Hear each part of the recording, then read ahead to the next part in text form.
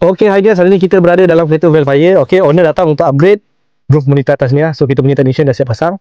Nama brand Azur Ice punya brand, 15.6 inci punya. Okay, so sekarang senang saja, kita just tekan remote saja untuk buka. Tak perlu manually, kita just tekan, nanti dia automatic ke bawah lah. Okay, so ini dia punya LED sangat-sangat cantik dan meriah lah. So anak-anak suka tengok benda-benda yang bercahaya macam ni. So sekarang ni dia akan ikut di bahagian depan je lah. Orang tanya kita, boleh tak belakang ni YouTube ataupun Netflix, depan Google Map? Boleh, tak ada masalah. Okay, so sekarang kita buat contoh. Kita buka YouTube kita buka YouTube, kita tengok lagu ni. Okay, so kita tengok terus monitor dia follow tak follow. So yang ni dia akan follow. And then macam mana kita nak tinggalkan belakang tadi untuk YouTube, just tekan atas ni lah. So kita try buka Google Map. Google Map ataupun Waze lah, mana-mana boleh. Kita tengok di belakang-belakang.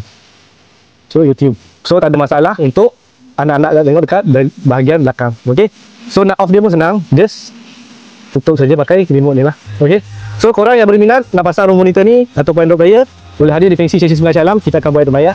Tapi korang jangan lupa follow, like and share untuk konten yang seterusnya. Okay,